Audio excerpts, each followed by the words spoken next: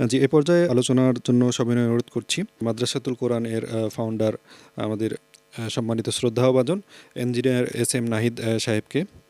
আলহামদুলিল্লাহ, আল্লাহ সুবহানাহু ওয়া তাআলা অশেষ শুকরিয়া যে আল্লাহ সুবহানাহু ওয়া তাআলা তারবিয়া অনলাইন মাদ্রাসার এই প্রোগ্রামে আমাদেরকে আসার তৌফিক দান করেছেন। এজন্য আল্লাহ সুবহানাহু ওয়া তাআলার কাছে আমরা শুকরিয়া জ্ঞাপন করছি এবং শুকরিয়া জ্ঞাপন করছি এই টোটাল প্রোগ্রাম, এই তাদরিস এবং তারবিয়ার সাথে যারা জড়িত, আল্লাহ সুবহানাহু ওয়া তাআলা সকলের মেহনতকে কবুল করেন। আমাকে একটা বিষয়ে সামান্য কিছু কথা বলতে বলা হয়েছে। জেনারেল শিক্ষা যারা শিক্ষিত তাদের জন্য আরবি ভাষা শেখার গুরুত্ব ভেরি ইন্টারেস্টিং একটা বিষয়, যে জেনারেল শিক্ষা শিক্ষিত মানুষের জন্য আলাদা। যখন আমরা কিয়ামতের দিন আল্লাহ সুবহানাহু ওয়া তাআলার কাছে যাব এবং আমাদের বিচার হবে, তখন কি আমাদের কিভাবে ট্রিট করবে নাকি? যারা জেনারেল শিক্ষিত লোক তারা এই বাম পাশে দাঁড়াও, আর যারা মাদ্রাসা শিক্ষিত লোক তারা ডান পাশে, এবং এই দুই দলের জন্য দুই রকম বিচার আছে। তো এই জন্য আমি কথাটা বলি যে আসলে আমাদেরকে যারা আল্লাহ সুবহানাহু ওয়া তাআলা দুনিয়াতে পাঠিয়েছেন এবং আল্লাহ সুবহানাহু ওয়া তাআলার কথাকে অনুসরণ করার জন্য যা যা দরকার সেগুলো দিয়ে পাঠিয়েছেন। এই জন্য মূলত আসলে আমাদের সবারই উচিত এই বিষয়গুলো নিয়ে চিন্তা করা এবং আল্লাহ সুবহানাহু ওয়া তাআলার সন্তুষ্টি অর্জনের জন্য সর্বোচ্চ চেষ্টা করা। এখানে আমরা জেনারেল বলে আসলে খুব বেশি ছাড় পেয়ে যাবো, বিষয়টা এরকম না। সুতরাং আমাকে জেনারেল হিসাব ট্রিট না করে আমাকে আমার কর্তব্য করতে হবে।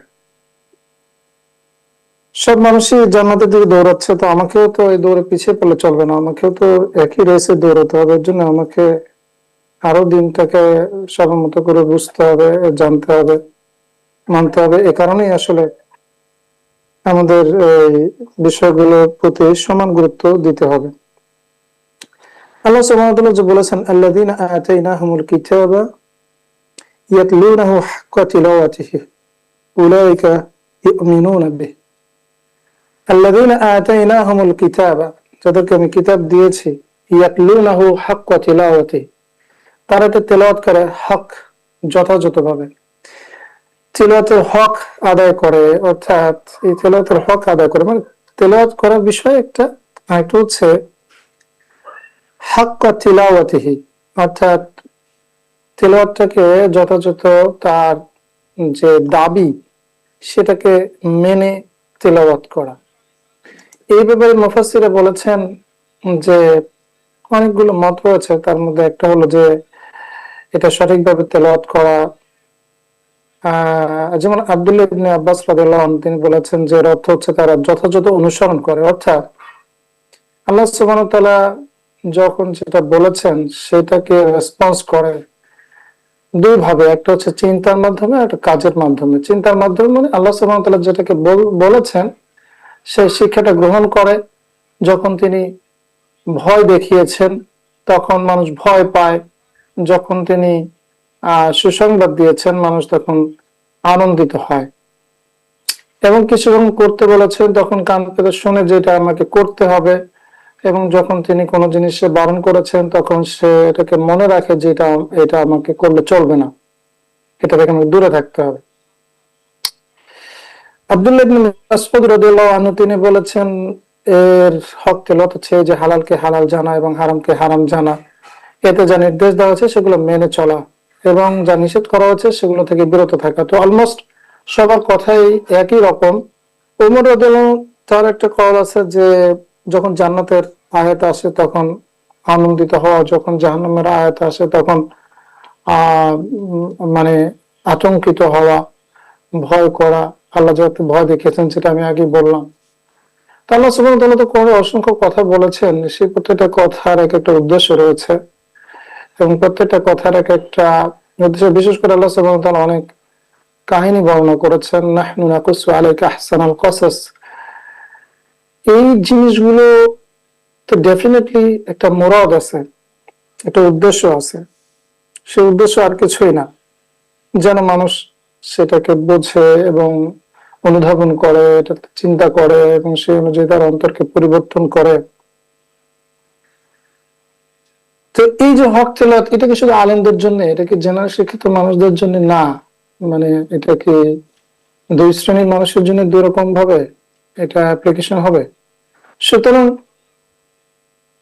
এখানে আমরা যারা নিজেদেরকে জেনারেল শিক্ষিত বলে মনে করি এবং মনে করে কি ফায়দা আছে যে আমার বিচারটা কম হবে বা আমার আল্লাহ কম ধরবে, রাইট? এরকম তো না, সবার জন্যই একই রকম। আমরা দেখবেন, আমরা খেয়াল করলে দেখবেন যে আমরা শুধু কোরআন বোঝার ক্ষেত্রেই না, আমরা যখন দোয়া করি সেই দোয়াগুলো আমরা কি চাই সেটা বুঝি না। তেমন দোয়া করার সময় যে সাবজেক্ট ম্যাটার নিয়ে আমরা দোয়া করছি, আমার অন্তর এটা চাচ্ছে না এবং আমিও জানছি না এটা কি দোয়া করছি। ফর এক্সাম্পল, আমরা প্রতিদিন দোয়ায় কুনুত পড়ি। দোয়ায় কুনুত মানে কি অ্যাকচুয়ালি? দোয়ায় কুনুত, কুনুত কুনুত শব্দের অর্থ কি? মানে হচ্ছে আনুগত্য করা।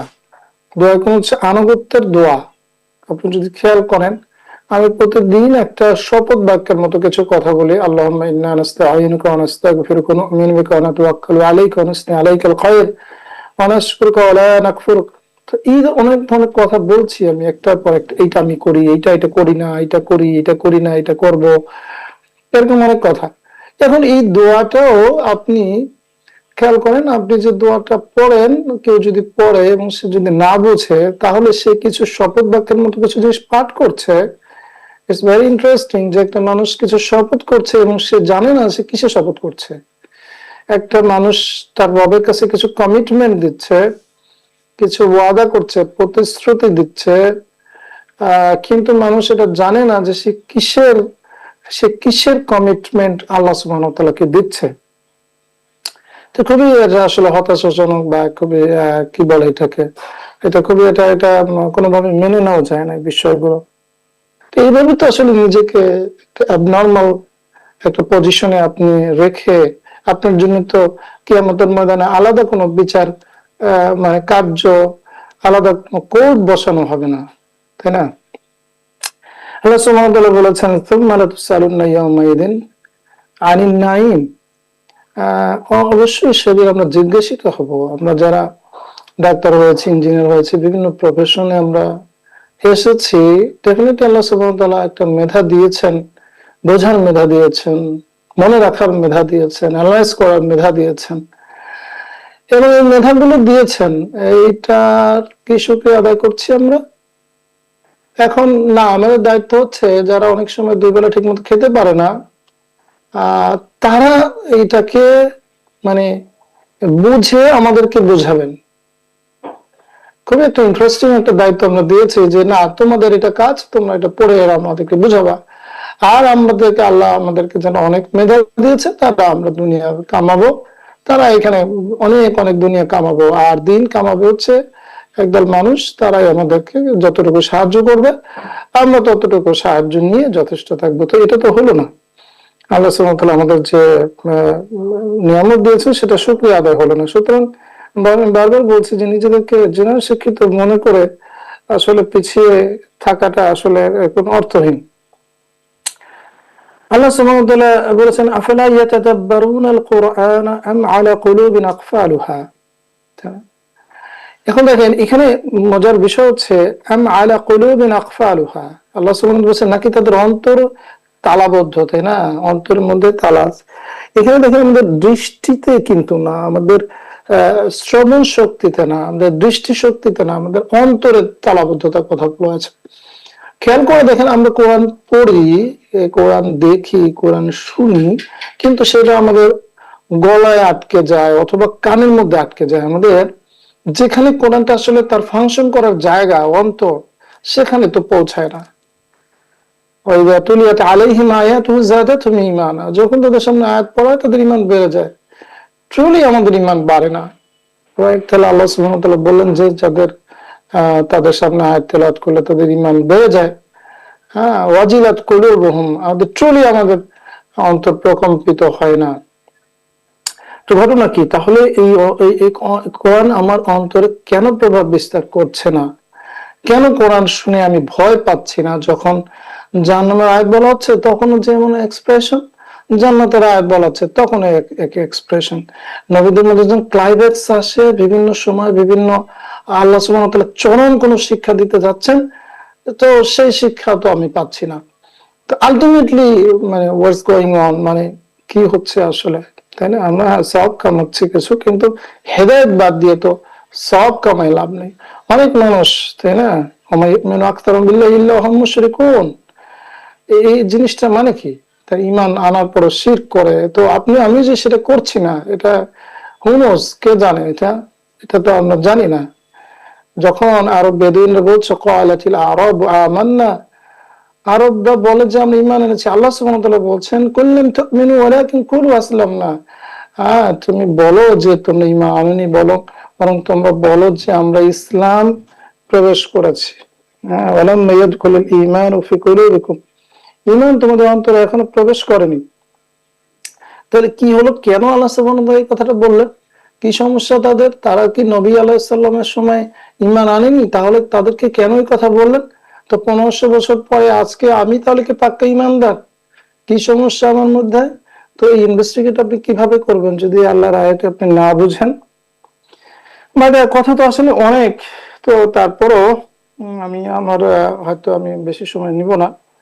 তো ইনশাআল্লাহ কোন এক সময় হয়তো বলবো। আমি আপনাদেরকে, যারা এখানে ইলম অর্জন করছেন, বিভিন্ন সার্টিফিকেট পাচ্ছেন, তাদেরকে একটা জিনিস বলি যে এই ইলমটা চর্চা করার কিন্তু মূল কাজ হচ্ছে হেদায়েত, দিনটা বোঝা। দিন মানে হচ্ছে আকীদা, দিন মানে হচ্ছে মানহাজ। আপনি কি বিশ্বাস করবেন, আপনি কিভাবে চলবেন, কিভাবে দিনটাকে মানবেন। এটা কিন্তু অনেক ব্র্যান্ড আছে এখন, হ্যাঁ, সব ব্র্যান্ড কিন্তু জান্নাতে যাবে না, রাইট?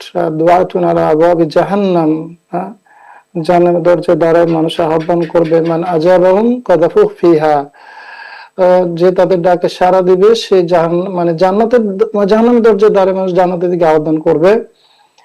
তো সবার ডাকে সাড়া দেওয়া যাবে না, এটা একটা বড় গুরুত্বপূর্ণ বিষয়। কারণ এখন সাহাবীরা জিজ্ঞেস করলেন, ইয়া রাসূলুল্লাহ সিফহুম লানা, আমাদের তাদের সিফাত গুণ বলে দেন। বলছে হুম মিন জিলদাতিনা ওয়া ইয়াতাকাল্লামুনা বিআলসিনাতিনা, তারা আমাদের চামড়া, আমাদের গোত্রের হবে এবং তারা আমাদের ভাষায় কথা বলবে, মানে কোরআন হাদিস দিয়ে কথা বলবে। সুতরাং আমাদের যত কোর্সই করি, আরবি কোর্স বলেন বা অন্য কোনো কোর্স বলেন, মূল জিনিস হচ্ছে হেদায়েত, মূল জিনিস হচ্ছে দিন। দিনটাকে যদি ঠিক মতো আমরা না বুঝি, উল্টাপাল্টা বুঝি, তাহলে বহুত বড় বড় আরবি সাহিত্যিকরা জাহান্নামে চলে যাবে, বহুত বড় বড় ফকিরা দেখবেন সমস্যায় পড়ে যাবে, বহুত বড় বড় কারীরা দেখবেন সমস্যায় পড়ে যাবে। শুধু দিনটা প্রথম বুঝতে হবে।